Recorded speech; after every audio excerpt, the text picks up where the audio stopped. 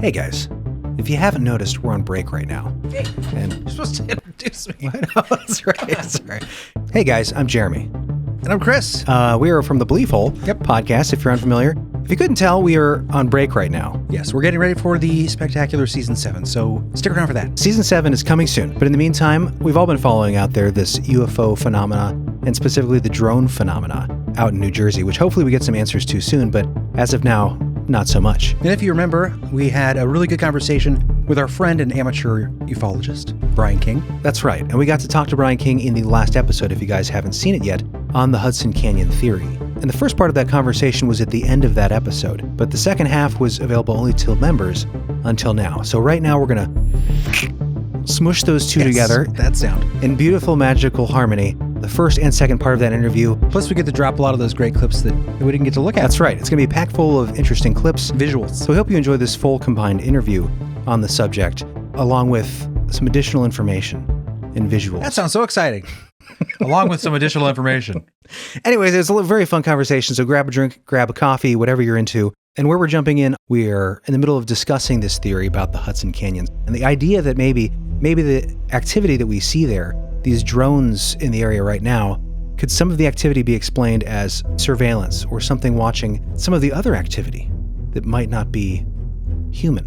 UFO, USO activity that has yet to be explained, maybe coming from the canyon itself, this craggy, deep nest, if you will, hiding place.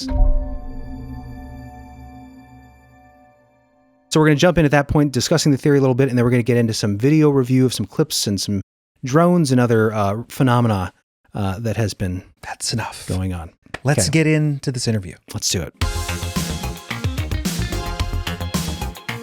And again, this is a interesting idea. I'm not claiming that this is absolutely what's going on, but I think there are interesting connections to make in a river of accounts around the Hudson. Absolutely. But I think to zoom out, an interesting thing to consider is that how much, we kind of touched on this earlier and probably will later with Bryan a little bit, but how little of the ocean that we've explored. 25%, less than 25% of the seabed has been mapped. And it's not even modern mapping technology. It's outdated. Only 5% of the volume of the ocean has been explored. It's crazy. And we know more about the surfaces of the moon and Mars than we do about what's in our oceans. Right. I mean, there's reasons, as we talked about earlier, why you might want to use the ocean as cover. Yeah. If you were an extraterrestrial. Well, specifically this canyon. Well, yeah, go ahead. You've got some facts on that, right?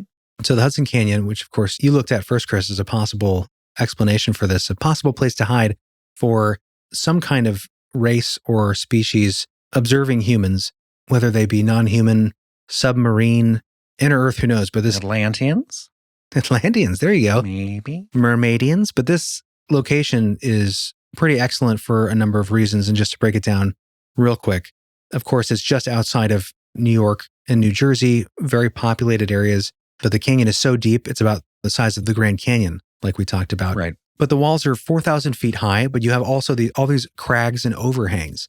Easy to dock a little ship or to hang out and hide like a little sky jellyfish that might come down underwater. Yeah. Also, you have crazy biodiversity in there. It's very noisy, very loud. So if you wanted to not be heard underwater. Yeah, exactly. That's a great point too. If you're observing things underwater, this is one of the locations that people go to study the acoustics of submarine life, because there is so much activity of all the shipping lanes going through here. Of course, all the whales and everything. If you wanted to just pipe down a little bit and kind of fly under the radar, there's a lot of distraction sonically. Right. So it is a good place to hide in that regard, if anyone were to look, which I don't think anyone's looking. Plus, there's a lot of methane action going down there, a lot of methane pockets and stuff. Crazy geothermal energy. We're not sure whatever these things are used for power sources, but that's true. Could they adapt whatever they're using to use, earthbound geothermal sort of stuff? Yeah. I mean, some people do believe that they use, for instance, lightning storms to energize. Yeah. Of course, the sun and, the idea that methane. There are motherships using the sun for energy. And then you see ships in the sky allegedly caught on camera sitting in the middle of thunderstorms. Methane geothermal, is that something also maybe being connected naturally to an organic kind of entity or race? Yeah, there's a lot of reasons that makes this an interesting location. There's underwater currents up to 50 miles an hour. Get a free ride? Yeah, get a free ride. Harder for submarines to follow.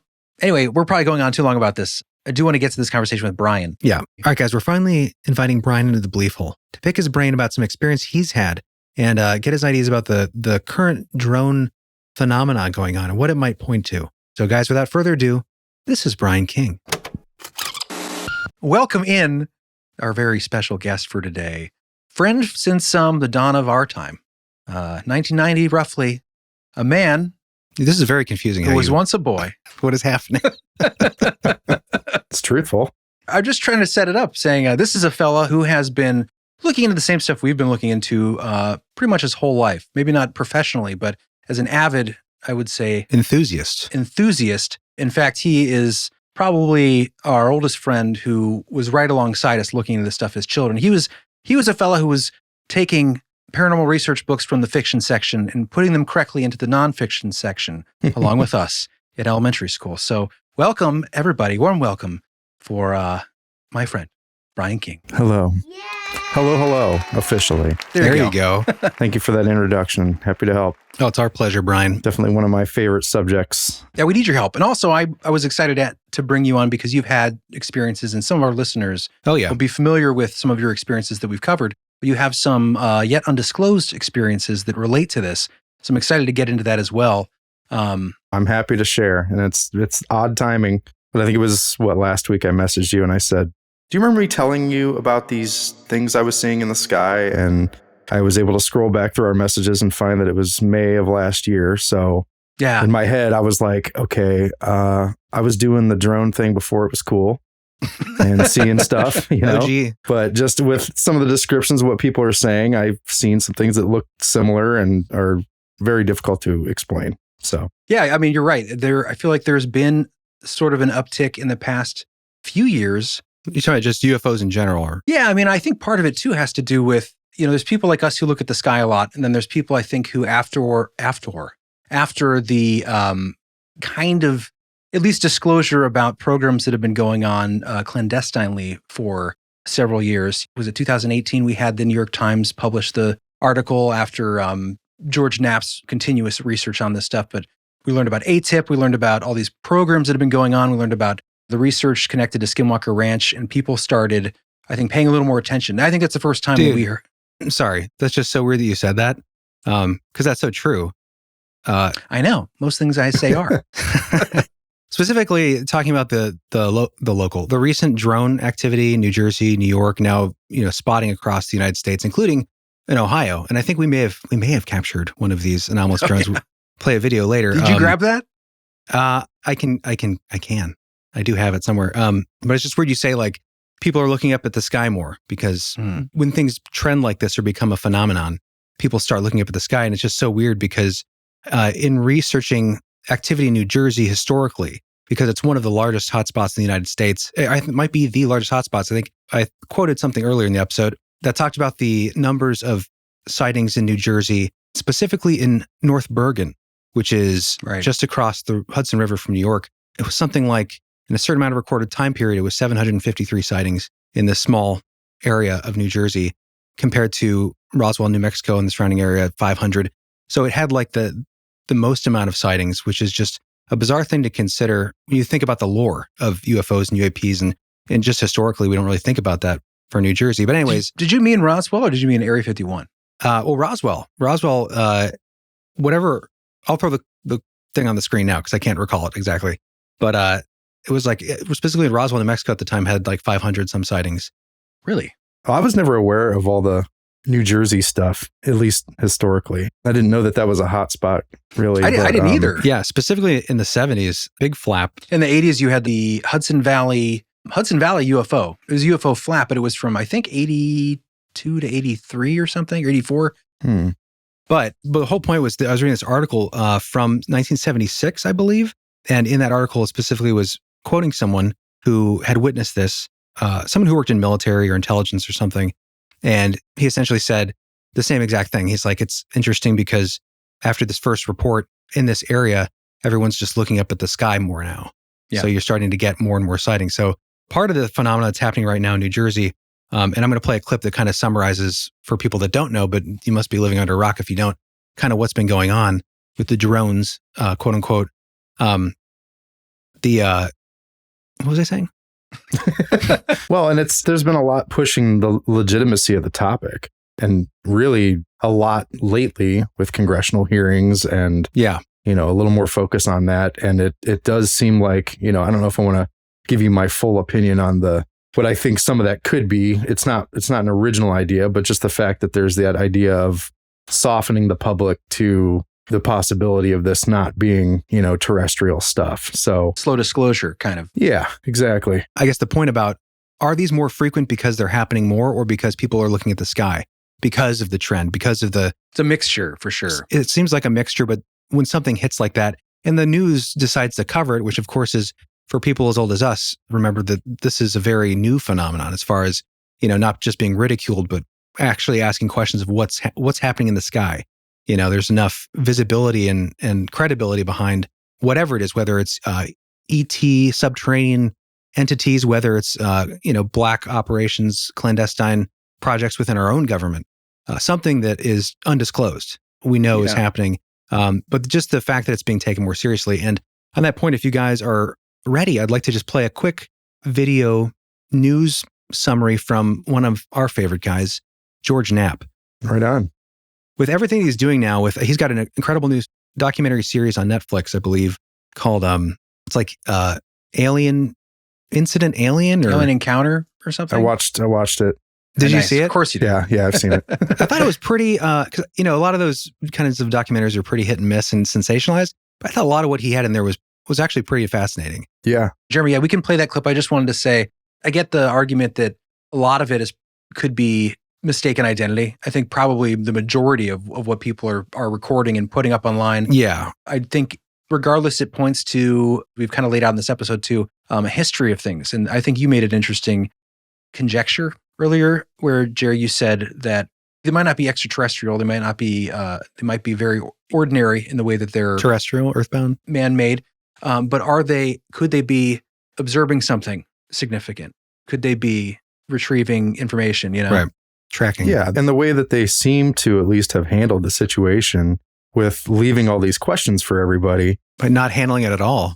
Yeah. I mean, you're just adding more curiosity to the subject. So if they are just military drones that we're trying out that we really don't want our adversaries or really anybody to know about, we're flying them at night, as part of a test, but people are seeing them. Yeah. And why wouldn't you do that somewhere else? Exactly. And why would you have the lights on? Yeah. And there are people saying that they're going into the water. Right. I've seen some stuff that said that. And it's just, it's when you leave everybody to spread rumors that this stuff just gets out of control. Yeah. So regardless of what they are, And that's another, of course, I considered as a possible reality behind the phenomena is that maybe that's the point. The idea that these are, I think in some cases, obviously, a distraction, man-made machines or something that drones in the sky, that the reason potentially why they're not talking about it or the government's not giving any answers or explanations for it is because they want us to be looking over here, making it a thing. But we'll get into that a little bit. Let's play a little recap from our good friend George Norrie. George Knapp, you mean?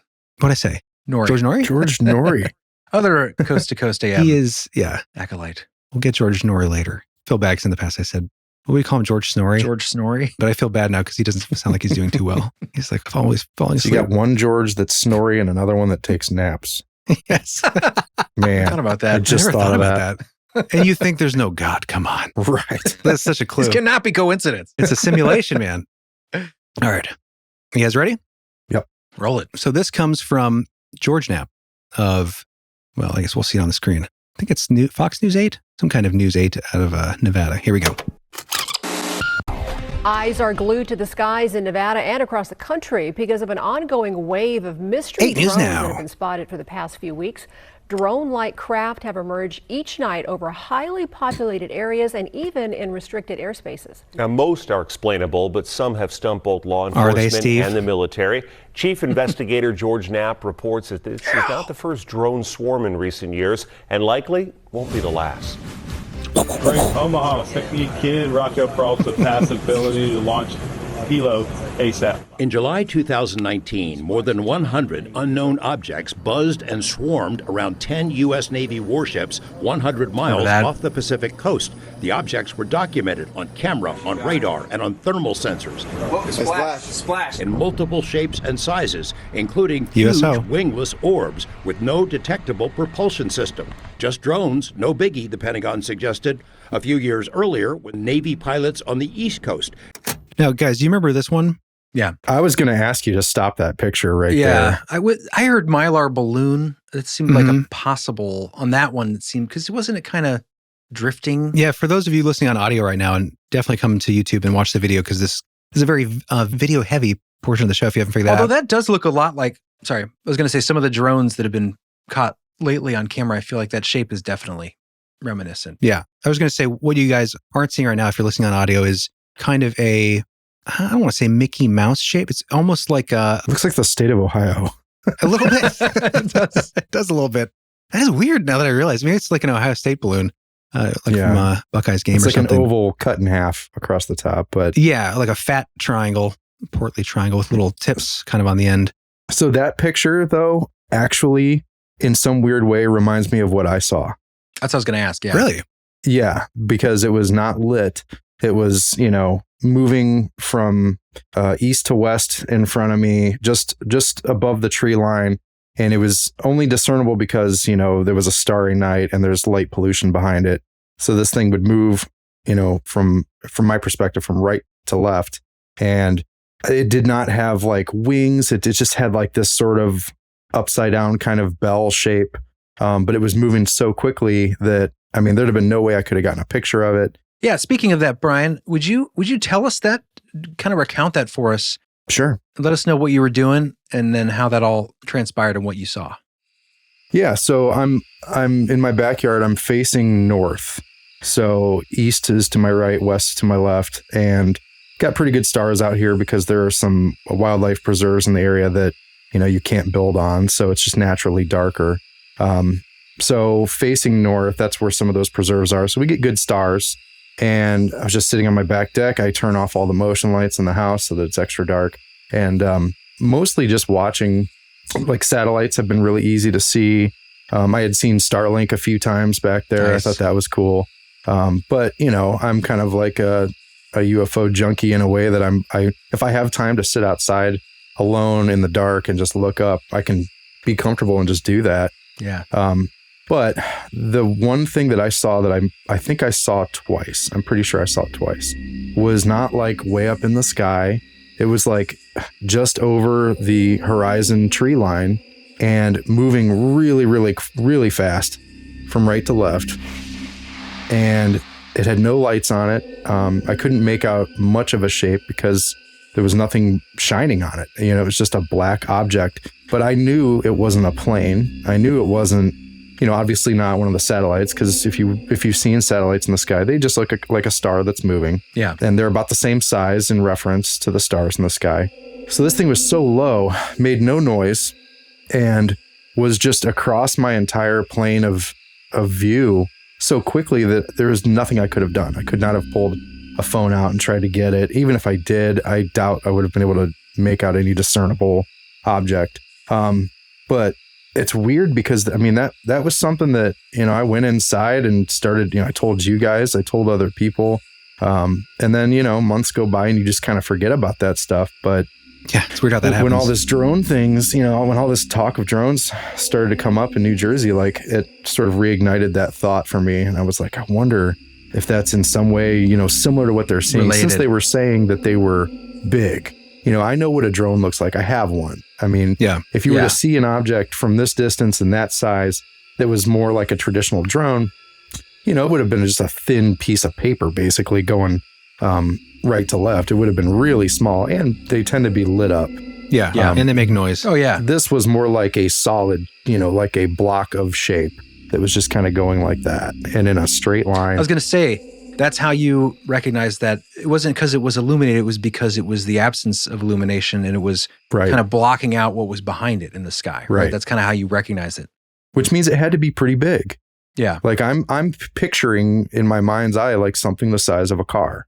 Yeah. That's what you're like hearing now. A decent sized object. And then if you guys have seen that video, I know Corbell and Knapp have covered it too, but that one, whatever they're calling it, that object, the jellyfish that was going across that military base. Yeah. Afghanistan, it has like things hanging off of it. Yeah. Tendrils. When I first saw that video, I kind of thought like, okay, what if this was, like a military drone that they're trying out and they've disguised it so that you can't make out what's going on. It reminds me a lot of like when they're testing new cars and you see them on the highway and they have wraps and they have things sort of attached to the cars that sort of hide the body lines, contours. Yeah. Like, why wouldn't you disguise it a little bit just so that not everybody exactly sees what you have? So it's a good analogy. Yeah. When I first saw that one video, I kind of thought, that could be something that's sort of just draped in some things to disguise some shapes, but it could also have been something very legit. But the way that thing kind of looked also sort of reminded me of what I saw. It was just like, it's an odd shaped object that doesn't, lean or tilt, zero lights, and just moves, so fast. Like, I've tried to describe to people, if you were outside just looking at like a nice clear sky, like this would be in and out of your frame of perspective in like 10 seconds or less. So it's just like this, just moving. So it's so unsettling, the fact that it had no lights. It's just very eerie to picture that in my mind, that you're seeing something move that shouldn't be up there, because what moves completely dark? It's just a silent machine in the skies. Yeah. Ominous. Yeah, some sort of unnatural thing, or at least it sounds unnatural. And like a clever altitude too, because if you're unlit... How high do you think it was exactly? If you had to guess. That is so hard to say. It would have to have been like a couple 100 feet off the ground. It was above the tree line, right? It was above the tree line. When you guys come up, I will show you exactly where I was looking and what, We'll be out there all night. But really, like, we're talking about a distant tree line too. So this would be on the other side of like the highway. So it's a good distance. So yeah, I would think it would have to be at least 200 or 300 feet in the sky. But like we were saying, something that's not lit, it's not going to be competing with air traffic. It might be low enough to be under the radar for traditional tracking. Yeah, it sounds like when things fly low, they can sort of escape that radar. So this is all stuff I thought of after the fact. Right. But yeah, there was definitely something there. Not a delusion by any means. I mean, I know what I saw. So, and I'm pretty sure I saw it twice. It just reminds me of so many accounts, whether it's Phoenix Lights, where you hear, because you hear about the lights with Phoenix Lights, obviously Phoenix Lights, right? The lights. But then you have the stories of people on the perimeter of the city, where then they just happen to be looking up and realize that there's this dark, silent object floating over them, and they can see it. The stars blink out as it slowly, and it, again, just like maybe a few hundred feet off the ground, or maybe a little higher, but just drifting silently. I think even Fife Symington, wasn't it Fife Symington, the governor? Yeah, even the governor, he saw it, or he claims to have seen it after the fact, because of course he kind of made fun of it, ridiculed it when it first happened. Weird alien. Yeah. Press conference. Right. Yeah. I was so mad at him for that, but now I feel so bad because I get like he was trying to like just calm people down, but this is obviously the wrong way to do that, was to like, poke fun at it. But he was trying to like allegedly reduce the temperature, because some people were pretty scared. Some people were still pretty angry about it. But he came out and said he had his own sighting that night, and it was the kind of silent drifting one, and he just didn't want to add to the... I've heard some weird things about Fife, good old Fife. Besides his name. Since then, did you hear? I was listening to a documentary I saw a couple of years ago, maybe. But I think they tried to throw some mud at him. I think like some allegations of corruption or something, and something sexual. I don't know what it was. I mean, I think one politics. Of the things, yeah, well, there was right. There was a witness, I think, it was the woman who was basically credited for collecting all of the accounts at the time, making like a big fuss about it and trying to get exposure for the Phoenix Lights, and she had, I don't know how much work she'd done, and then she'd called Fife Symington or the office and just like tried to get them to pay attention. Mm-hmm. She just spent all this time and like, working with people who were legitimately very upset about what was going on. And then when I think she took it very personally with all the work she put in and all the people that were like actually traumatized from what they witnessed or whatever, that it was just kind of laughed at. And they never got they were never able to talk to Fife's Office, something to that effect, where it was just very, I remember watching that and thinking like, oh, I don't really know how I feel about this situation, but. Well, let me make one quick observation on the Phoenix Lights. So that was that like 99, somewhere 94. around then? Was it 94? I thought 93. 94, 97. Okay. It was either when the Blue Album dropped and Kurt Cobain killed himself, or it was in Weezer years later. Weezer years. That was an important year. There's like 97. Okay, 3 years 7th after. grade. So take that exact event and move it to today. The one thing that we would be saying is the word drones. In 97, they didn't exist. Right. So, and we know that we can do drones in formation and fly them like that. Yeah. That's a good point. That's another thing that I was just kind of like, look at like when you hit, flop history on its back a little bit, just what we're calling it today versus what we would have called it in 1997. That's a great point. Mass sighting, all these things that they have in common. I don't remember hearing anybody from Jersey saying that they were seeing these things fly in formation. Yeah. They may have been, I don't know. But, there was, sorry, continue. Well, yeah, I also have not done a ton of legit homework on the New Jersey stuff because the few times I've tried to pull stories up, there's just so much crap out there. So much noise. I just want to see, give me like your top 3, top 3 legit videos. And cite where they come from. Exactly. Who's was I watching? Oh, I think Rogan posted an interesting one that John shared with us on TikTok or Twitter or something. I think it was Twitter. And, but I mean, just know, I mean, like, I want to know, and he probably didn't know where it came from either, because I'm sure he shared it from another share, but it's like, I want to know the source. Like, where does this, if it's just, here's a video, I'm sharing it, but there's no like original source link, then it's like, it doesn't mean anything. You know what I mean? Which is frustrating, but it's so funny, Brian, because I mean, I didn't expect this to go in this direction, but we bring up the Phoenix Lights, and your account reminded me of an account from the Hudson Valley flap, where it was called the, what was it called? I forget. But the argument is the same argument, where it was like there was a lot of people that came out later and said this is probably a hoax, and it's light craft flying in formation, they think, small planes or ultralights. But you have this argument between ufologists and, some general, news outlet people, or even like a weather guy, weatherman. Yeah. But saying like this is probably this, and you had 3 cops on the ground who were all together with each other, but all had differing opinions on what this was. One believed this was certainly not something terrestrial. It had to be something that we couldn't have. He didn't believe at all that it was individual planes, but then his partner was like, "No, they're planes. Those are planes." So there's this interesting sort of thing, and it's funny because, I'll reference this quick because I think we've covered it already on this episode. But your account reminds me of an account from during this flap. There was someone who, after an article had been written online, had responded to the article because it brought up the possibility of hoax. And she basically said like, no, there's no way this was a hoax. I was in my backyard with my family, yada, yada. But I'll give you a quick couple aspects of this that just reminded me weirdly of your account. Sure. It was silent. It was just above the tree line. The only difference is this was moving very slowly, but no illumination. And just a relatively large object just sitting at tree level, and that just takes me back to your point about like this is a kind of a smart altitude to fly at if you want to be evading any sort of detection. Yeah. But again, this was another like I think V-shaped thing like Phoenix Lights, but this was 1983 or 84. Just interesting how it all rolls. These things just keep rolling and cycling. Yeah. And it's like we think we're getting places, and sometimes where we look back in history, we're like, we're still dealing with the same sort of questions we've been dealing with since 1784 or whatever it is, you know, like.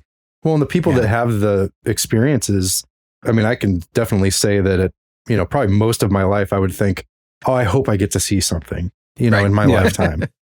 And really always hoped for this sort of level of transparency with government as well at some point in my lifetime. Like, I just want to know. I want to be alive during that transition of like understanding that we're not the only intelligent life in this universe, Right. So when these little things start inching in that direction, of course, I'm just like, this is awesome. But to have actually seen some things myself, I understand now where beforehand, hearing people give their experiences and the vagueness in their stories, like I get it. Like I understand why it's so hard to recount everything, the details. Yeah. And why you just, you almost bother not to tell too many people because you're just like, like, I already know how this is going to end. Like, I'm just going to tell you this and you're going to go, whoa, that's cool. And then we're just all going to, go eat. So it's like, right. It's not as groundbreaking unless you've seen something yourself. And then it's, you want to tell everybody about it. Right. But to relay it to somebody else, to where it actually, like, they can conceptualize what that feeling is like and what that impression is like. Yeah. Then it's kind of like, I can believe somebody. And then, but if they tell me their account, it's totally different than firsthand experiencing that account, because sure. Like, we talked about that a little last night over the phone, but when Jeremy and I saw some crazy stuff above our house in Doylestown, and 4 a.m, but these little dots of light that at first, are those satellites? Mm-hmm. And then going quickly, but then slowing and then moving different directions. Yeah. And it was like 4 a.m. in the morning, never seen anything like this, but definitely looked like the height of a satellite, and illuminated, self-illuminated, mm-hmm. and making these weird maneuvers and then zip away. And it's like, that's probably the only thing I've ever seen, at least there was certainly something that I couldn't explain. Like, did it have any blinking lights on it? No blinking lights. Just so a solid. Did it look like could be high enough to be illuminated by the sun, like the stars would be? Yeah, I guess. I mean, it could have been. Yeah, I guess it could have been. I think we were thinking, what is the height of that it would have to be illuminated? I guess anything in the upper atmosphere would have a reflection. Well, I'm just thinking, like, whatever the altitude of satellites. I mean, I'll tell you this. It looked like the altitude of satellites. Because I've seen satellites, and it looked at that. That's why at first Jeremy and I were like, "Oh, are satellites?" But then when they slowed down and then changed direction, you're like, "These aren't satellites," but they're definitely at around that altitude, from what I could perceive, anyway. But that seems to be what there's a lot of out there as far as cell phone videos, people looking up that. We all have to, like, discern whether or not we think it's a real or, some sort of manipulation. But I think it's easy. You could just say that if you see something up that high and it looks like a satellite and then changes direction, slows down, it's not a satellite. It's something else. Right. And that's another big thing that I think there's a trend of is videos of these little lights that seem to be able to move freely about. If you did watch that documentary, that George Knapp documentary, like he's out on a boat and watches one go into the water. Yeah. I don't know how legit, anytime there's something that crazy that happens when the world's most famous UFO investigator checks into something and something happens for him, it's like, wow, you're just really lucky, or, is this kind of made up? But to his credibility, I don't think it would be. Right. I need to see that clip because I don't know if I saw that episode, because it was. I don't think we got that far into the. I was going to say, I ruined it for you. Spoiler alert! There are aliens. It's hard to believe that Knapp would fake anything. That's what I'm saying. No, I don't think so. He's been doing this for so long, and he doesn't need to. I mean, he's brought out so much information. I mean, I could see like a production company like bamboozling somebody or like pulling the wool over somebody's eyes. Bamboozled. Like I could see that. But I'd have to see the clip to see if it looks like, did it look CG-ish, or did it look like really? No, I feel terrible for telling you, and Let's I pull can't it up. wait for you to see that clip, because they're out on a boat. I think they were investigating odd structures under the water. Yeah, anomalies. Trying to figure, so they were doing a lot of like pinging the ground, and then they were out there at night, and the whole crew spotted this light, so they're zooming in on it and showing this light, and eventually it starts moving, and then eventually ends up like going into the water. And interesting. But then I feel like, I don't know that they made like a huge deal about that, but I kind of did. I mean, I was sitting there like, what? Like, great timing, great. It's the right film crew to have out there. Trying to gather some clips before we got on here today, I came across one because I was looking for that exact thing, and I tried to log into Chris's Netflix account and get some screenshots, but I could not figure out his password. But secure. It's probably something gross. Just want to see booger snot. His history. 45. Booger snot. 45. Chris has a sketchy Netflix watch history. How bad can it be? As sketchy as it gets on there.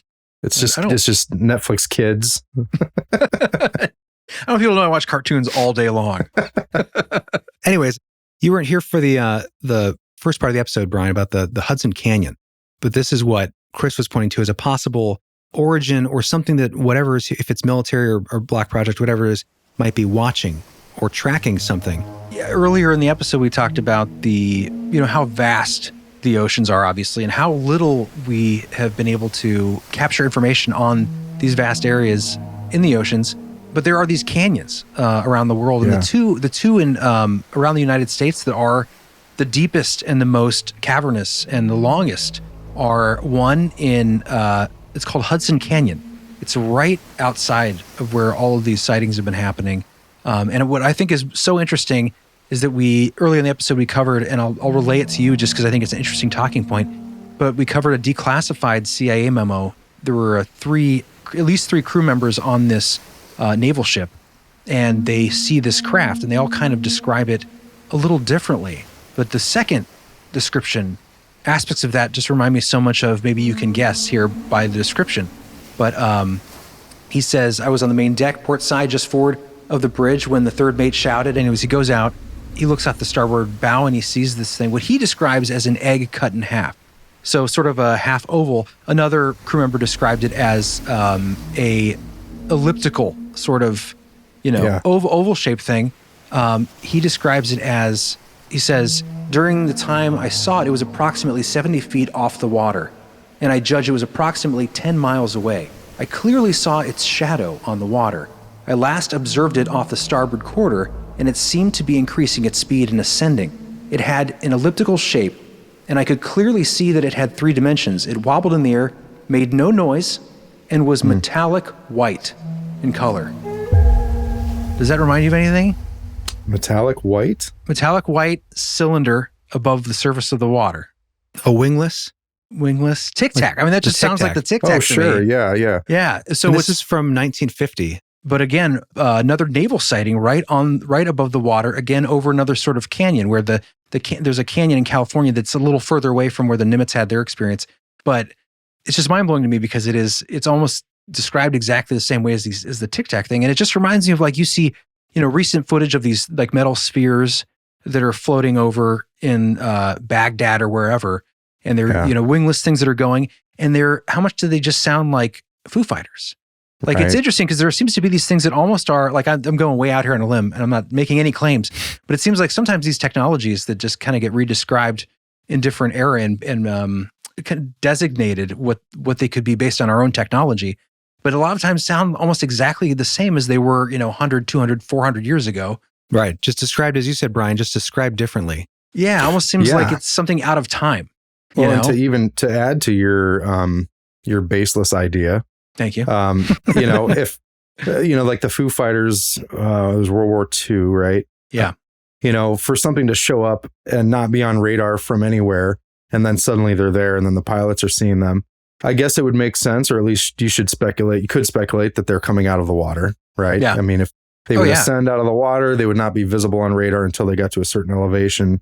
By then they're moving, and that's when they start to ping. That's a great point, because those were, I think the majority of the Foo Fighter sightings were over the sea, were over the ocean. That's as I remember it. Yeah, it was always, I think, over water. But yeah, I never knew about the Hudson Canyon, and it is kind of interesting that I see that that direct closeness to New Jersey. That's an awful deep hiding spot that. Yeah. If you had something that could go underwater, that would be the nearest place to stash it. Right. Yeah. Especially when you're so close to one of the most densely populated areas, at least in I would say the Northern Hemisphere. Yeah. And you have Manhattan, New York City. You want to see, like, especially with, just being, if you want to focus in on human society and see what's going on. Again, I'm not saying that like the drones are ETs visiting us. Right. But I think it's interesting that we've had such a history here of anomaly. And then I do like Jeremy's idea. I don't know how much there is there, to use a phrase people There's like to use. There's a lot there. But I don't know if we are monitoring something ET, or it could be, something else somebody brought up, which at first I thought didn't hold a lot of water, but I heard some pretty informed people talk about it, and I hope this isn't the case, but a reason that maybe these are military, a lot of them anyway. Well, let's get to that. Going around, are you going to talk about that? Yeah, I'm going to talk about that. The scary scaries of what it could be, which we'll get into that in a second, but I just wanted to mention about the Hudson Canyon. And man, what was you just saying before that? I was jumping around. You were you jumped around a lot. Yeah. Okay. So I just wanted to mention, can I pee? I gotta pee. Just go, man. I'm going to go. Quick pee break. Yeah, let's do that. All right, buddy. I hope you're enjoying the show. The guys will be right back. But if you haven't gone to the bathroom and are still there, feel free to smack that subscribe and like button, tickle the notification bell if you're on YouTube, and if you want over 100 full-length episodes delivered directly to your earballs, check out the link to join the members-only expansion. It's hungry and waiting for you in the show notes and video description of this episode. So click that link, and we'll see you there for some extra super fun time, full of deep dives and mind-bending explorations into the strange. And now, back to the show. Hope to see you there.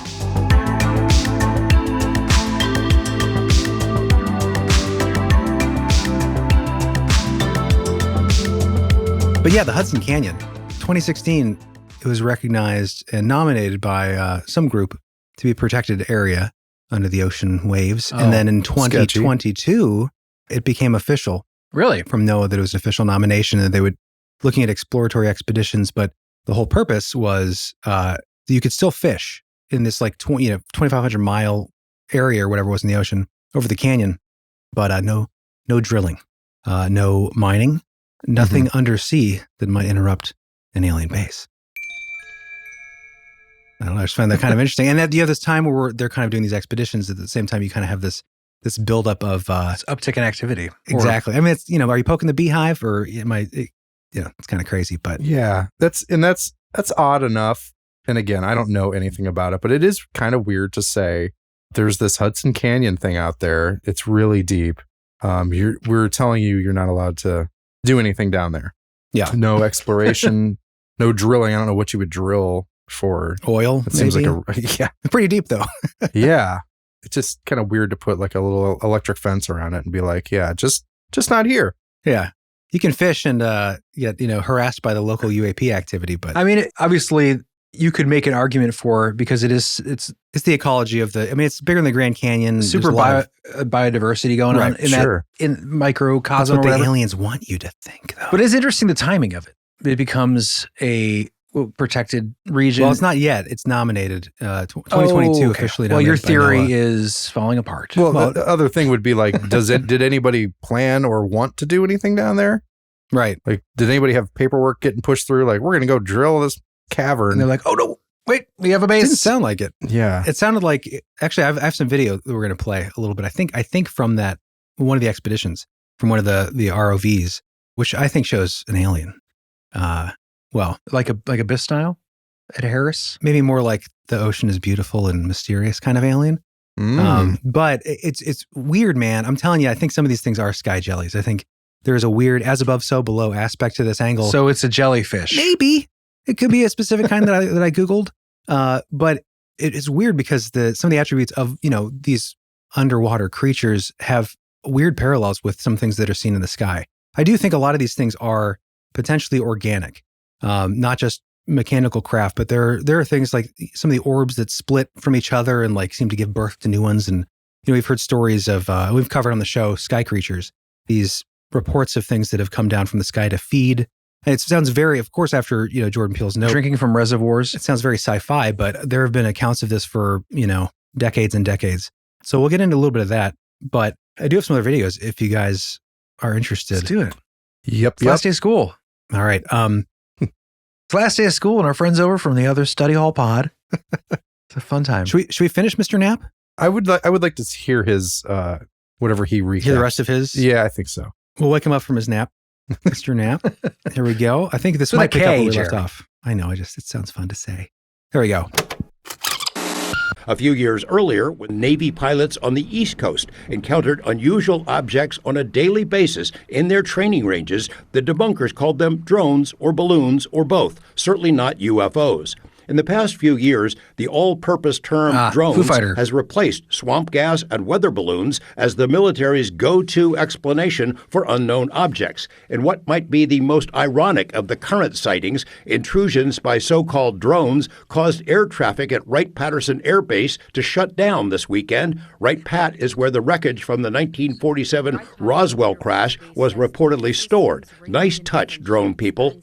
We have no evidence at this time that the reported drone sightings pose a national security or a public safety threat, or have a foreign nexus. An assortment of government officials have tried to quell public concerns in recent weeks, but the public isn't buying it, and the mystery drones didn't get the memo either. Social media platforms are jam-packed with cell phone videos of assorted lights and odd objects seen nightly in the skies over New Jersey and many other states, including Florida, Texas, California, and Oregon. Most are likely the lights of airplanes, but some do resemble standard drones, albeit a few the size of an SUV. They do not perform like known drones. New Jersey officials have demanded briefings and say they were told the drones are not a threat, are not being flown by the U.S. government, are not being flown by foreign adversaries, and by the way, the government is unable to track them, doesn't know where they originate or where they go each morning. It was the biggest amateur hour presentation I've ever seen about anything. Oh, weird. Can I say this is weird? So this is Brian Bergen talking about, I was going to say, is New Jersey assemblyman? Right? State assemblyman. Okay. He assembles things at the state. I think I know what you're going to say. This is weird. It's a low paying. Assembles. Mostly putting things together in block fashion. Chairs. Yeah. Legos. Furniture from Swedish furniture shops. I don't know. Sure. IKEA. That's what I was fishing for. This episode brought to you by IKEA. We're going to say, isn't it, his name is interesting? Well, yeah, if we get back up a hair here, you're going to see one of these shots. And guys, go to YouTube if you're not watching. The lower left-hand corner of this collage of videos of drones being seen in the sky recorded is Bergen County. And of course, we covered in the episode, the North Bergen has the highest rate of UAP UFO sightings historically, which is still insane to me. And then you move forward, and this assemblyman, his name is Bryan Bergen. Yeah. And who am I talking to right now?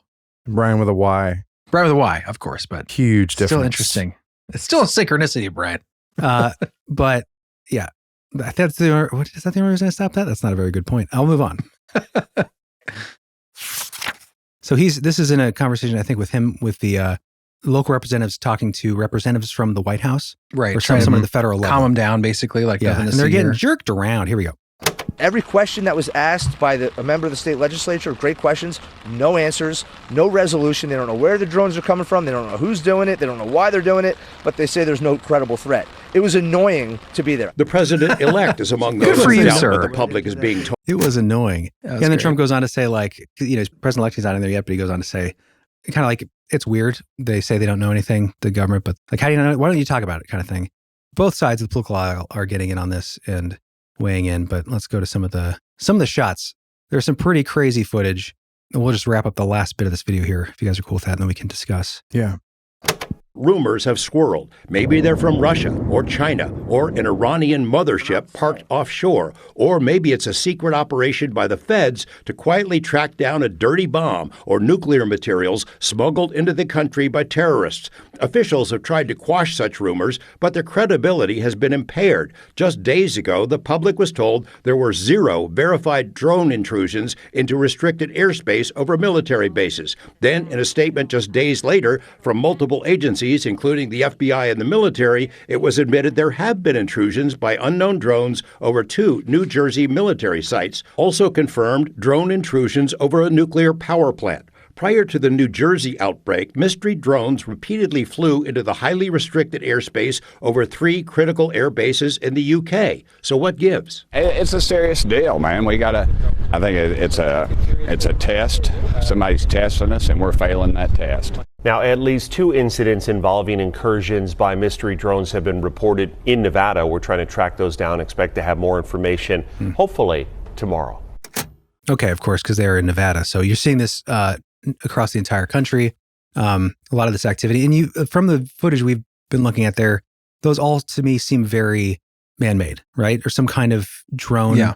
At most, some seem a little exotic looking, like maybe the one shot of the one that was a kind of triangular with kind of green glowing lights looked unique from maybe some of the red, green, and white flashing typical drone. I think the point is the contradictory statements. I think that's why people aren't trusting government officials who are claiming that there's nothing to worry about, is that they say one thing one day and then something else the next day. Yeah. Well, and you're seeing people in government that are having to address their people and sort of say, like, I'm not getting any answers from the top either. The local, representatives. And like the one guy said, it's annoying. Like, this is just kind of an annoyance. Yeah. But then, Knapp kind of follows up with saying that there have been drone incursions over those military bases. So what was denied initially is now vindicated. Yeah. You know, is that the government's way of saying, like, yeah, these things are invading our bases illegally, it is an issue? Or is it more of like a psyop angle where it was them all along and they're kind of just playing along and saying, yeah, oh yeah, they're here too. Right. Even though we're flying them. Or right, we don't know. Or option 3 is something else. Yeah.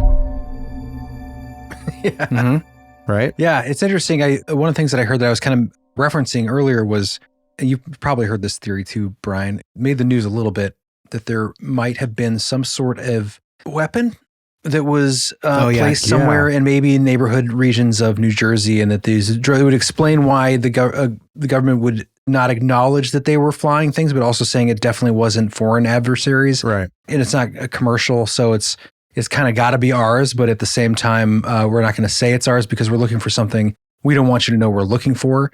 I can see that argument. I've heard arguments both ways on that concept. I think forget the guy who initially made that claim, but it was someone who was in somewhat of a position of authority. That was his theory. Some expert, talking about his concern was, and actually, if you guys want to jump to this, because I do think it's an interesting point. His concern, one of the things he referenced was North Korea. Mm-hmm. An interesting point he made was that there had been previous to this, I think in the weeks previous to these to the drone activity increasing or appearing in this area, was that there was an increased recording of radiation in both New Jersey and New York. So the idea that it could be that we are looking for radiation signature. Looking for radiation. But I think it's interesting, and just give me a second here. Look back on I have a document here called the Bry Files. The Bry Files, as in for Brian. BRY? Yeah. That should be a show, Brian. You should need to start that show. The Bry Files. The Bry Files. Yeah. Nuke. You just said nuke, and then I heard like a... the same thing. It just looked like you leaned over and was like, nuke. Beep, beep. Time to go. It's been fun. Good night, everybody. Your Casio watch. It's all been leading up my to MacGyver bomb. Casio's the best. Okay, yeah. So the reports that there has been a spike in radiation, and this has been a popular subject. Well, I'll put a thing on the screen of the guy who's talking about this, specifically in regards to North Korea.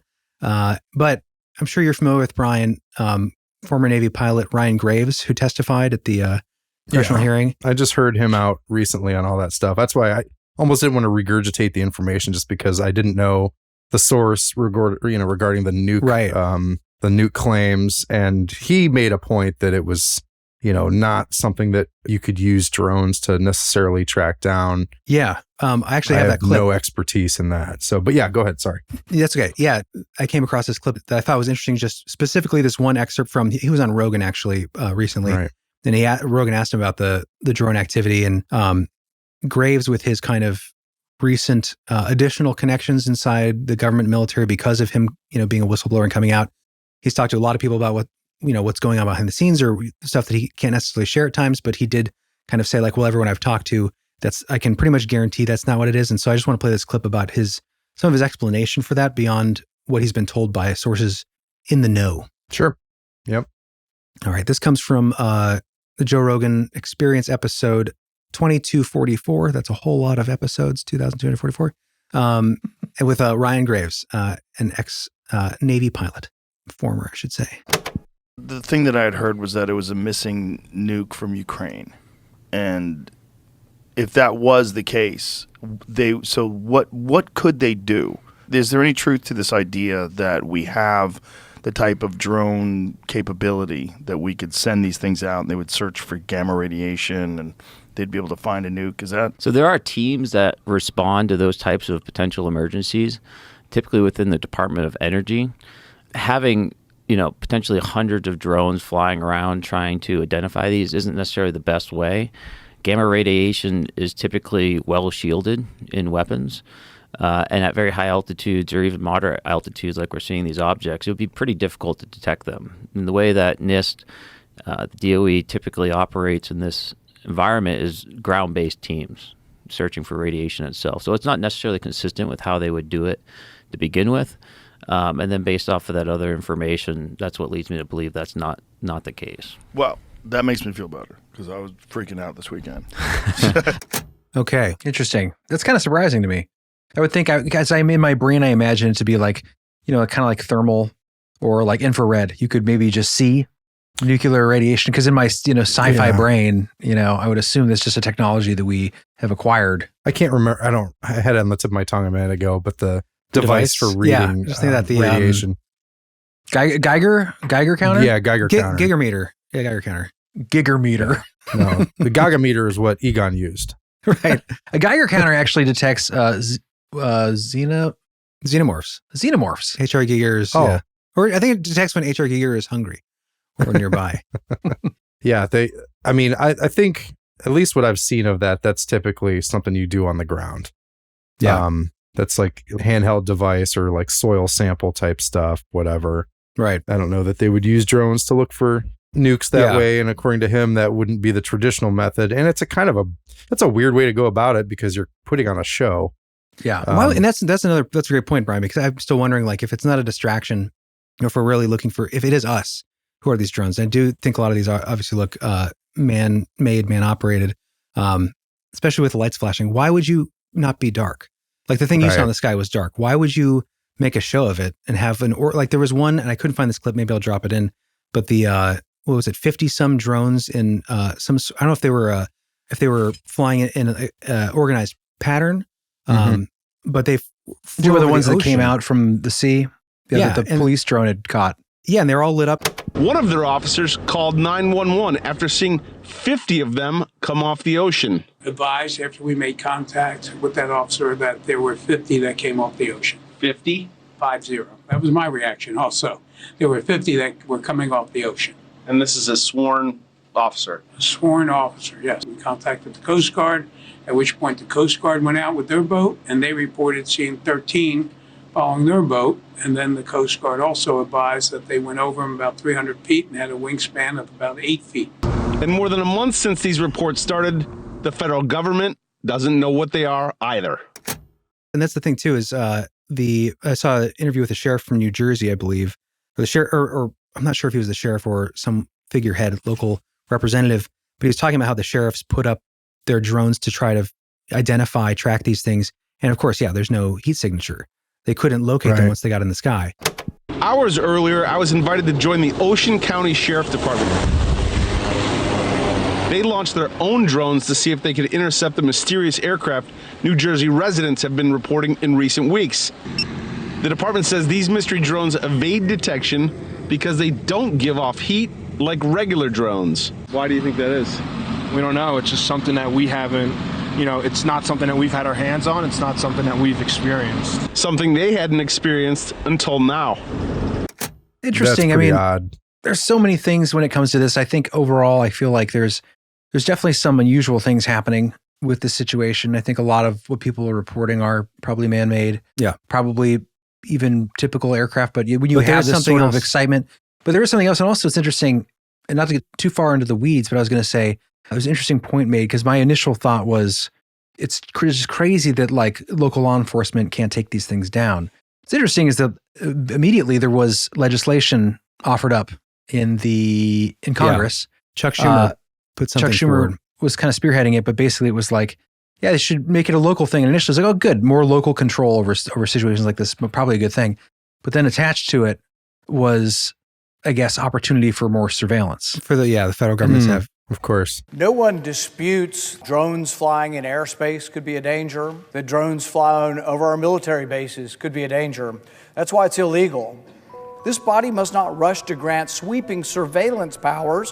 What this legislation seeks to do now is to expand federal authority to intercept communications and disrupt drone activity, powers that raise serious concerns for Americans' privacy. We are being told this legislation is urgent, that it is needed to address an imminent drone threat. Yet the government itself admits no such threat exists.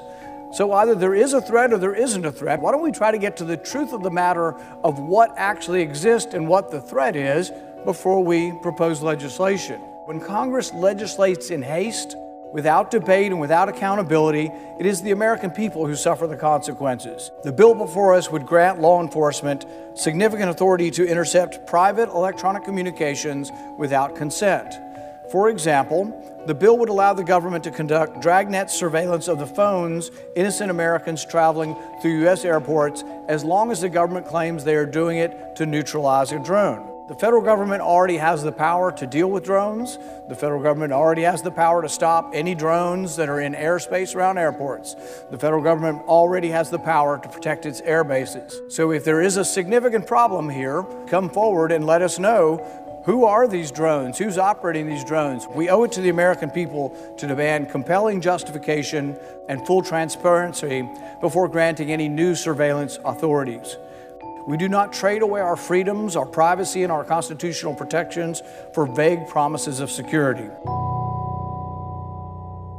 And then you have to wonder, like, is this the reason? Is this just, think about like what was the one after 9/11 that was the Patriot Act. Patriot Act, yeah. NDAA. It's very patriotic to give over all of your liberty. Yeah. So it's is this just one more little like, is this like the hole on the rope? The freedom and security of the skies bill or something like that? It's such a weird way to go about getting something like that pushed through, though. You shouldn't even need legislation if it's I get you're trying. They would cite like the FCC regulations for why you can't shoot these down. Their personal property, or FAA rather. FCC, but you couldn't talk about it. Well, it's probably in there too. But then when I heard all that being talked about, I was kind of like, when did laws ever stop you? When did laws ever stop you from taking down a perceived threat? Right. Same with the whole Chinese, the balloon, and that whole thing. It was just kind of along the same lines. It's like, why are we just watching this thing? Yeah. Allegedly, they were worried about the like a farmer in Wyoming or Montana getting hurt by falling debris, and all the farmers and ranchers were like, shoot it down. Like, they don't use this as an excuse, And for reference, there was one that was close to Michigan, or I believe it was over either Lake Michigan or maybe Superior, whatever it was, and they fired at it and they missed with a very expensive rocket. I want to say they maybe even missed more than once. Like, I remember that story. They were trying to bring down the spy balloon and they actually missed with one of their rockets, and that kind of blew it into proportion, I guess, for me, is the fact that there's an enormous cost with handling things that way. And what, could you hit something else on accident if you missed the target? I mean, I'm sure they calculated those risks a little more. Still, I mean, you don't want a bunch of New Jersey people just taking their shotguns out and shooting rogue bullets in the sky and just raining bullets. That's the other thing. You hear these stories lately, and I think this is a good point too. Is like, if you look at it, I think most people can see that a lot of the stuff that is being shown are typical aircraft. But now you have, I guess there are a good amount of reports of people shooting like laser pointers and whatever up at airplanes and like causing problems with like real commercial aircraft. Sure. Like, obviously that's not the way to go. Like, my initial urge initially, because I have a drone, and I was like, I would go up and, chase it within, restrictions. Obviously you can't go over 400 feet, and then you don't know what's up there. So you don't want to cause a problem. But it is definitely tempting. So I understand that. But you want to be obviously not be shooting lasers at pilots. You don't want to create more problems, more confusion. You don't want to muddy the waters more. Yeah. And on that point, actually, because I wanted to play this before we move past this point. This is a clip from today, Junior, from the Today Show. Just a real short clip about the FBI investigating this. But I think this is a really interesting point when it comes to the concept of the military being involved. And I'll get into that right after we play this clip here. Mysterious drones have been popping up in the night sky over New Jersey. This is a video of the Morris County drones with characteristic triangle lights. Residents sharing eerie videos like these on social media. Mike Walsh says he's been seeing them since mid-November. They kind of sound like a helicopter, depending on how big they are is how loud they are. There's red and green lights on either side of them. He reported them to local police, but has not received any explanation. Other residents say the drones seem to fly in coordinated groups, appearing every night except Thanksgiving, and disappearing as soon as the sun comes up. Just looked out the window at 6 o'clock, and there were 7 or 8 hovering right near my home. It's a complete violation of privacy. A authorities saying there's no known threat to public safety. We don't know anything. But to back that up just a hair, I wanted to show this image here. Guys, if you are not watching YouTube, do that. But I think this clip is like really interesting. Or a drone, like a military drone. And for context here, some of these things where it's red and green flashing lights, consumer drones have those. I think military drones might. Here's an image, I think, from below. Is that a vertical shot? I think it's looking directly up, I believe. If you look, what we're kind of looking at is there's 4 lights. I guess you could say groupings of lights, one on each wing, I guess you could call it. To me, it looks like a wing. At the top is maybe the tip of the fuselage. Head of the aircraft, yeah. Definitely looks very traditional aircrafty. But underneath the tip of that fuselage, you have this almost look like, I'm not going to say they're guns or missiles, but there's some kind of appendage underneath. Protrusion. And then at the base, you have another light that is the tail light, I guess you would say. And for context, I was just looking at some images of military drones. And I just want to throw this up because I think it's interesting here in relation to this. Okay, can you guys see my screen? Yeah. Yeah. Yeah. Okay, so these, of course, are military drones that have the typical small airplane kind of look. One of these looks a little bit like a, I don't know if you call that like an intact wing. I'm making that up, like almost like a stealth kind of wing style, single wing. I've been seeing a lot of these sorts of drones flying into Russian buildings. Ukraine has been sending them over. The last couple of days. Pretty crazy. They look video. like this. They just look like aircraft, like normal aircraft, but they're just unmanned, pretty large, just unmanned, just glowing. Yeah, and the idea of car-sized, and we talked about this before, like what's a car-sized drone doing? Well, of course, these military drones. Here's another image we'll have in the show notes for reference and on YouTube. But this is a dude standing at the front of it, but it's essentially car-sized. It's big SUV. You don't see you see military drone images without context of like a dude standing there. You don't know how big they are, but they're pretty big. They're not a plane, but they are. I mean, they're definitely car-sized or larger. A person could ride in there if they wanted to, if there was a cockpit. Yeah. Exactly. Or ride on it if they're really adventurous. Or ride on it with a saddle. That's how I would do it. I would just a saddle, sleigh bells. Tom Cruise it. Yeah. But having that just for context and then looking at the image that the witnesses recorded, specifically this woman here that was talking, that to me looks like a military drone. And again, the question is, why are they there? Are they tracking something? Are they looking for something? Is it a distraction? Whatever it is, they're not telling us.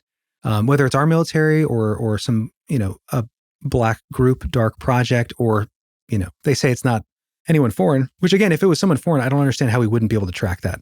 Yeah. You'd have to be a little crazy to do that too. I feel like just coming in flying over like Manhattan. Yeah. As a foreign adversary. I don't know what the range is on, a reconnaissance drone. I kind of feel like it wouldn't be that far. Like I could be wrong, but I don't know, if they're making noise, they're probably jet or gas propelled. So I don't know what kind of payload they can carry and how far. So if they're coming from a foreign adversary or something like. Right. If they were being launched from a ship, off in the ocean, somewhat near to the coast, you would hope that U.S. government would be well aware of A, the ship, and then B, the reconnaissance drone coming in. Yeah. But for it to be flying over neighborhoods, in rural areas, doesn't make a ton of sense for it to be foreign. Yeah. They're not doing anything about it. Speaking out loud. A UAV, I guess the Chinese reconnaissance drone, 10,000 kilometers, which is pretty far. That's pretty far. But how is that? Is that as far as China is away? I think it's further than 10,000 kilometers, right?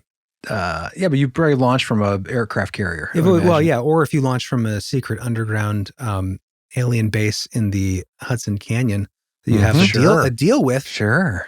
Yeah. I think that's it. I think that could be it. It's got to be. I think we've solved it. Point of clarification. The distance from Los Angeles to Beijing is approximately 9,500 kilometers, a little under 10,000 kilometers away, which Jeremy giggled at. Not saying it's China, but Jeremy was confidently incorrect. There is footage of, so here's a mea culpa, I guess you could say, a disclaimer. A lot of these videos you look at, and it's a thing that frustrates, I think, all of us, the fact that you see all these videos on YouTube and different people post them and talk about them, but they don't give you the sources. Like, okay, who filmed this? At least tell us what YouTube channel this originated from. Yeah, by the way, I just want to say, I'm pretty sure that last video played, one of those pictures in the 3 section, the trifecta pictures, I'm pretty sure one was Orion's belt. Pretty sure I just noticed Orion's belt and it was just 3 dots of light in the exact same shape. Oh, really? Yeah. We'll pull it up later. You would have to take into account a lot of people that are looking at the sky for the first time in their lives. Right, too. exactly. What's up there? I know. My phone just died. Oh. What is this world I'm in? Well, Starlink definitely confused a lot of people when that came out. That surprises me because Starlink is very obvious if you've seen it. Brian, you've seen it. Yeah. I saw it in Utah and I saw it above my parents' house, which was awesome, in little Clinton, Ohio. But it just looks like it reminds you of a dragon. It's just like lights in a straight line that seem kind of low because they're so obvious. But they're not low, obviously they're in orbit. But they just float along in a single file line across the horizon, and it's awesome if you get to see it. But that's definitely something you know what that is if you've seen it before. It's not something that's moving in different directions. It's not something that's separating and doing patterns. It's a straight shot. At least as far as I know, they don't move around when they're right. I mean, I don't think they don't divide up or break anything. Formation, but when you saw it, were the satellites really close together or were they really spread out? They look really spread out to me. Okay, same. Yeah. Because that's one thing I've heard is over time, they actually do elongate. Yeah, that's what was so cool about it. It was like a dragon over the horizon, going. We were up in what was the name of that town in Utah? This little tiny, really high elevation in Utah on this ranch, Airbnb, and it's a cattle ranch. And we're out there in the middle of nowhere. And I look up, I'd never seen Starlink before. And I was like, what is that? Mm-hmm. I Googled it and found out it was Starlink and not alien invasion, but it was pretty impressive. But for people who don't know or just looking up and see something, it obviously would look very anomalous. And you've seen those videos on YouTube before. Yeah. Where people thought they were capturing something unearthly and it was Elon Musky. Okay, so it's moving right overhead. I don't know. Is that like the Starlink or what? Look how fast it's moving. Or is it a UFO? I want to play this clip because what I was trying to say before is this is one of those clips where it's like the YouTube channel I've never seen before, and I saw someone else talking about it. Supposedly the guy is fairly credible. I don't know him. I've never watched his channel, but I've heard people say good things about him. So we'll put a link in the show notes. But this is a clip from his channel where he's showing, and I wish he would provide the source for it, but allegedly it's someone boating on the ocean. And I don't know if it's outside New Jersey maybe, but something apparently is over the water that then gets taken out by a jet. And so the headlines, of course, on some channels were like, breaking news, viral video, fighter jet shoots down drone over the ocean. Is that what's happening? Where's this footage from? Maybe you guys can let us know in the comments because I could not find the origin for this. But I want to play it because it's still a pretty killer video.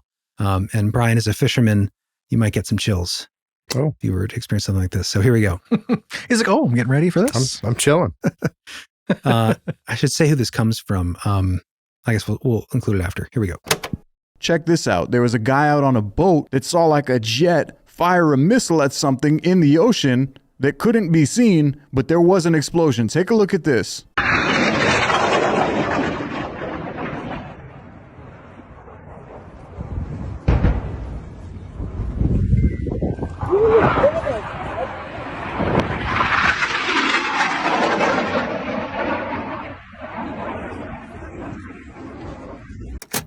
Okay, so what we just saw would be nuts to see. We saw essentially something that looked like it was over the ocean something exploded over the ocean. This guy's on his boat, maybe a fishing vessel. Kind of doubt it here. Guessing it's more of like a luxury experience. Without seeing the boat, you can't really tell. It's true. I mean, they're out at night. They're using what looks like blue light, so maybe they are trying to. Yeah, what would that indicate? As our local fisherman expert here, Brian. Well, I mean, if they're on salt water, maybe they're not trying to disturb the light around the boat. Saltwater boats, some of them do have different kinds of lighting that, they even have lights that'll illuminate the water beneath them for certain reasons. But it looks like that missile, that first one, did make contact and hit something. And it looked like for a second you could see an object drop. And then, but I don't know what the second missile was for. See, was that a missile or was that the jet fighter?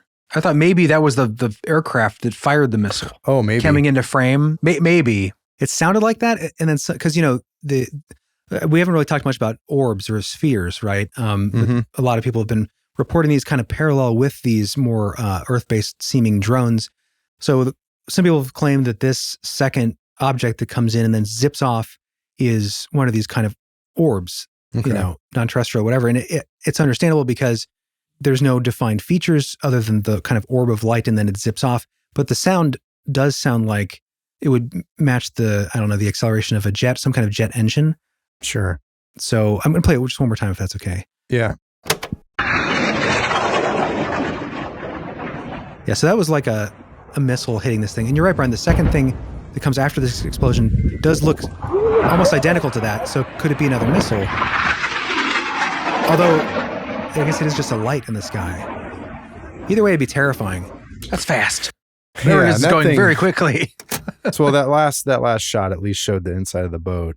There was some outrigger stuff, equipment there for trolling. So definitely a fishing boat. But yeah, I don't know. I guess the second time around, it looked like that was the jet taking off after making contact. And you even saw like a little spark come off of it as it was ascending, which could have been something left from the rocket it just let loose, you know? Right. Yeah, it even looked like the burners kicked off maybe. Like it was going a certain velocity and then it, like the backlights, I'm guessing flame kind of died down. So if they like kicked off some burners or something because they were going fast. That thing was flying.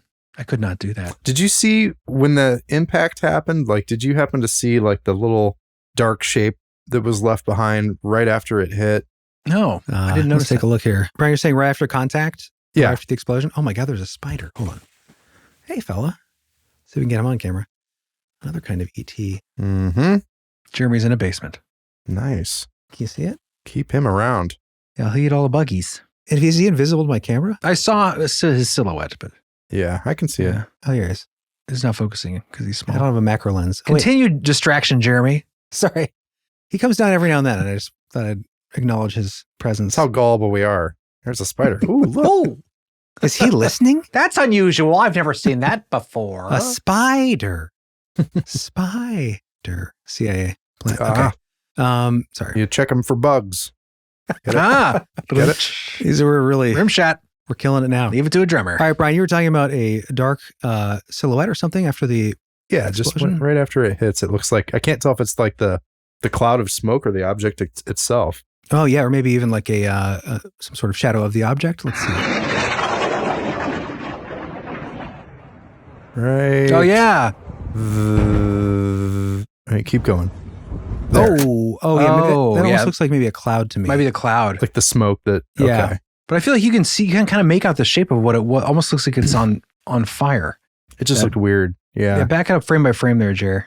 Oh, it almost looks like you can see a winged shaped thing. Winged, really? Back up a little more. Man. I don't know what I'm talking about. Maybe not. Either way. Yeah. Pretty nuts. Yeah. Freaky. And they should, I mean, first of all, I haven't heard of this anywhere else. If this specific video is legit, I think it's not fake. I mean, I think this was really filmed. It would be really, really amazing quality to look like it was, homegrown, filmed on the back of a fishing boat. It's weird that it's not, you can't find it anywhere. Yeah, I mean, maybe by now people will be able to find this by the time we finish post-production on the episode. But let us know, because I think that I'd love to know the real source of that, because it does seem like something that actually happened, whatever it was. Right. We're also not military experts, so when I talk about military drones, my basis is throwing up images that I found on Google. So yeah, we are not experts, but from the armchair view, there are definitely some strange things afoot. Yeah. Now, if you guys are interested in the concept of these things being organic, I mentioned this earlier, but we've talked about sky jellies, right? And some of the weird similarities with not the drones, obviously, but there are some weird aspects to this aerial phenomenon that is unidentified that seems to parallel attributes of sea creatures, like the jellyfish. And I came across this video because I was looking for the submersible that has gone in and is going in the Hudson Canyon for expeditions to document marine wildlife, some little submarine fella. And so I Googled the name of that specific ROV, and I Googled UFO or USO. And of course, we came across this video called Alien Looking Creature Transforming Near Ocean Floor at 3,700 feet. Video from ROV. This video came out on November 12th, 2013, so a while back. It's better be good, Jeremy.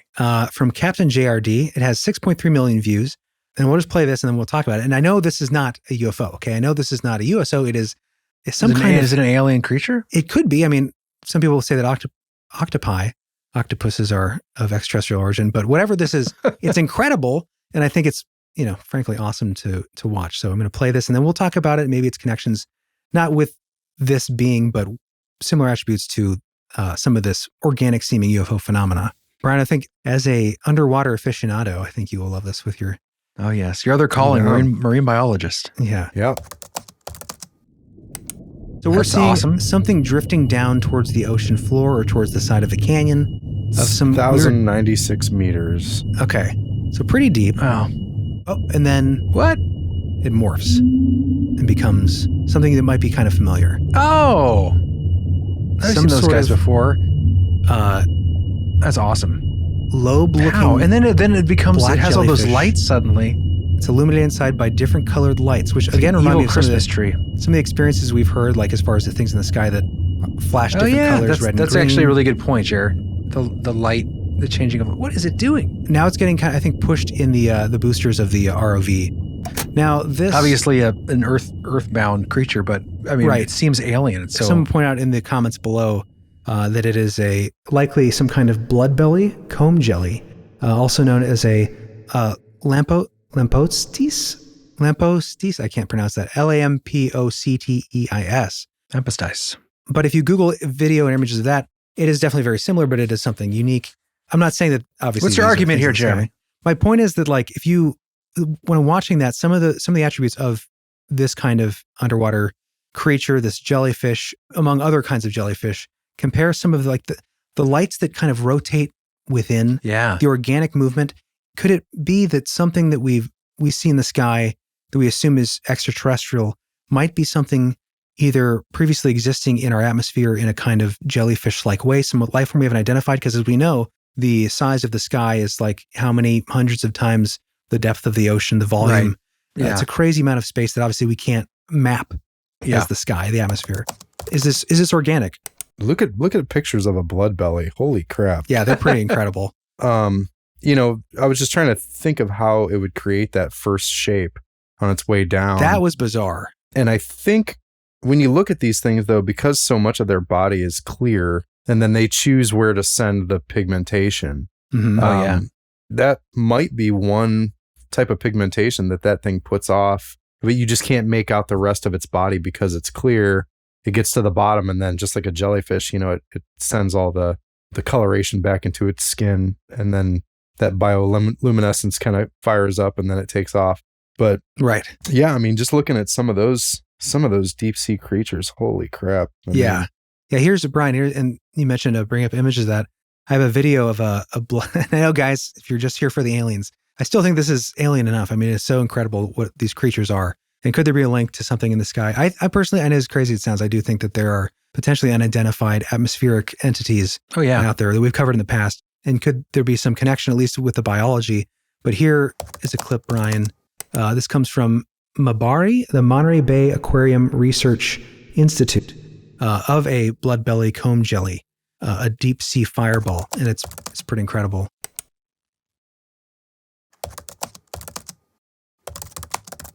Hold, please. Tantric Jeremy. Tantric? This is prepared. Okay, here we go.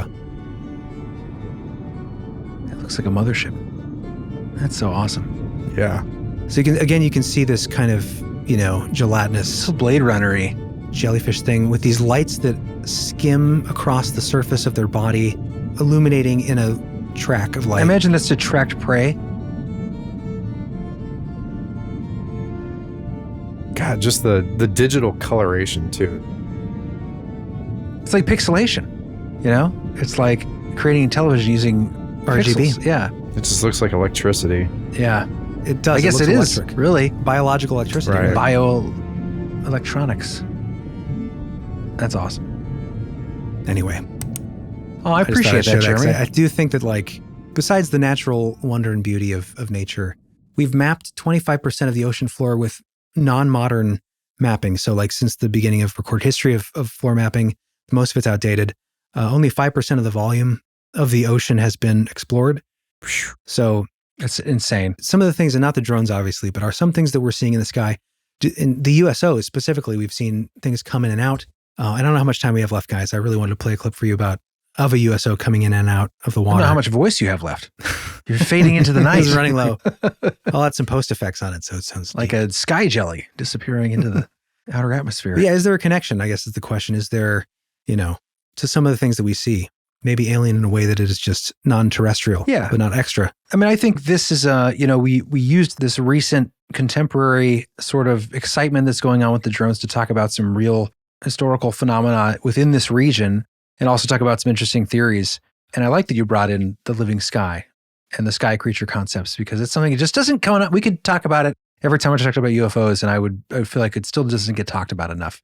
Until Nope came around, people weren't really talking much about this, but it's been a theory since at least the 70s. And then for some reason, ufology just kind of picked the metal craft idea and kind of forgot about that. But I think it's one of the more interesting things to talk about. Well, and Bryan mentioned earlier that video that we saw, I think released by Corbell, or he pushed for it to be released, of that jellyfish entity that was seen, that seemed drone-like in its movement. Oh, yeah. And of course, it was filmed on kind of like an infrared type camera. Yeah. It definitely resonates with that Yeah, idea. it had stuff hanging down off of it, which was kind of deceptive. That's what made me at first think, is it just like a shroud to conceal the true shape of this, I like that idea, Bryan. I had not considered that, but I think that is, because to me, that seems more likely than it being one of Jeremy's sky jelly type entities. Because it doesn't seem organic in the way that you would think a living creature would. It seems like I like the way you're looking at it, as far as like, it's sort of camouflaged so that if, let's say it's something man-made, something that like our government or our military is working on, or whatever it is, or another group, you would want to hide those things. Like you're talking about with like, the latest model car or whatever, where you would want to hide that technology by shrouding it and obfuscating like the details. Yeah. And Corbell always said that there was more to that video.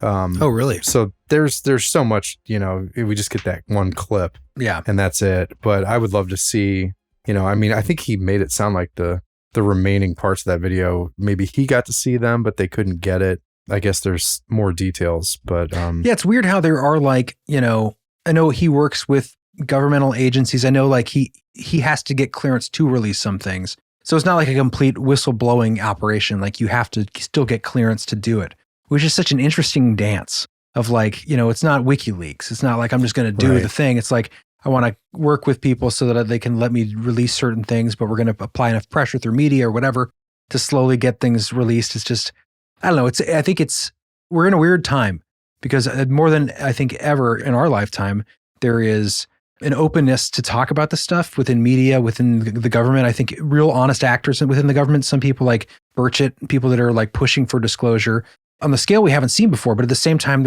I feel like when you open the floodgates to this kind of stuff, there's even more misinformation. There's even more like who's directing what, what's the purpose behind what. You've got people who like Lou Elizondo, who some people think is a hero and some people think is, an asset. It's almost like the more that we are allowed to talk about it, the more confusing it all becomes. Right. Yeah. I mean, well, let me ask you this. Like, let's say you saw something and you got video footage and it was good. What would your next step be? You ever thought about like where you would send it and to whom? It's a great question, because I feel like at this day and age, like I almost don't know if it matters how good it is. You know what I mean? Right. Like at this day and age, how do you believe it? Because I feel like there's a point where it can be so good that then it'll get dismissed out of hand, because we've never had things like that. And also, I now we're entering this age of AI generated video. Yeah. I mean, we're going to places now. It's like, are we going to know what, if anything is real? And then in the end of the day, does it all matter? Well, it's interesting too, because it used to be like the gold standard for any kind of encounter or sighting was video. And it was like, well, you might have witnessed testimony, but where are all the videos? And we're going to get to a certain point where like, we'll have video, but like you said, Chris, the amount of AI generated content, CGI, whatever, then it's interesting. It's going to go back to like some of these mass sightings where they're like the Phoenix lights, for instance, where you have, hundreds of people that witnessed it. In some cases that we covered earlier on the episode, or even the Manhattan abduction, right? Which is still up in the air, that Popkins talked about. That there was an interesting Netflix documentary on recently about it, where a woman was allegedly tractor beamed out of her apartment window, and 30 some witnesses saw it. And I think the interesting thing is going to be when we can't really rely on video unless it is tied to a good number of actual witness reports that match that verification from the ground. Suddenly witness report testimony is going to be probably more valuable than video. Yeah. Because if you have multiple people corroborating this and video can be faked, then if you don't have video tied to that witness corroboration, then it's not going to mean much. Or it's like, you almost need like multiple video too. Yeah. From different angles. And yeah. And like witnesses that go on the record saying, I filmed this. Exactly. Right. I think, Brian, that's a great point, because if you have, and there have been a couple like that in recent years where you have multiple eyewitnesses on the ground, eyewitnesses from different angles, and those people also like go on the record. Mm-hmm. I mean, I think that's the best kind of evidence you can get today. If you can validate that they're not a Sora-generated human being. Right. Right. If you get multiple eyewitnesses with multiple video angles, I think that's, as close as you're going to get outside of having like, a fifth contact recovered artifact that like you somehow take to a press conference and then everybody gets to touch it and see it and, get superpowers. Well, that's kind of along the same lines though. Like, I guess I'm just outlining the fact of how sad that is, that, if you're scrolling the internet for UFO videos and you come across some really great looking ones, you tend to keep scrolling. And now I'm looking for the grainier right. cell phone, zoom in on just like a little dot in the sky. I'm like, that thing's moving weird. Right. Yeah, I believe this more than I believe the better looking representation. But like if you did get something good, like to your point, Chris, if it looks really good, a lot of people are just going to immediately discredit that as AI. So in a sense, AI kind of hurts some of those experiences. But let's say, beyond video, let's say you really did find something. Let's say you literally found an alien walking in the woods. Where do you take him? I don't know why I love thinking about this stuff, because it's the phone, like your first phone call. I mean, I think for most people it'd be like, well, you call the police and this beat cop's going to show up. He'll know what to do. He might be a corroborative witness at least. Right. And then, is there going to be backlash for you being involved in any of this? And do you have to be silenced? Are you going to be like snuffed out? I mean, but I feel like the same kind of goes for video, because even if it wasn't extraterrestrial, if it was military and like the things I've seen, if I did get a good image of that, and I like to think I'd be cool enough to just call like Jeremy Corbell or Knapp and be like, hey, I got this thing. You're the only two guys I think that should have it. I have a analog copy of it at my house, and now I have this digital copy that I'll give you. You can run it through some video software to verify that it's not been augmented or there's no AI. I think you can still do that, I would imagine. But to send that off and get it into the right hands so that it gets properly released, and then, but there'd be a big part of me that would want to keep my identity concealed. Yeah.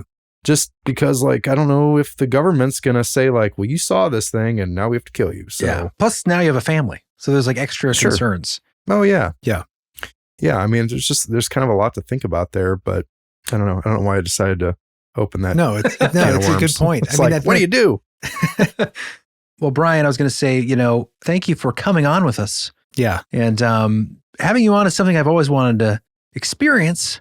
As you've been a good friend for a long time. We've always been interested in these topics, so it's awesome to actually get to talk to you about it on the air in the hole. Yeah. God, I wish we had way, way, way more time, because I just feel like we just scratched the surface of this topic. I know. So many things we could say, but we have 40 years of discussion That's true. behind us too. So and hopefully 40 more years ahead. Let's do it. Yeah. Knock on wood. Let's not wait 40 more years. Right.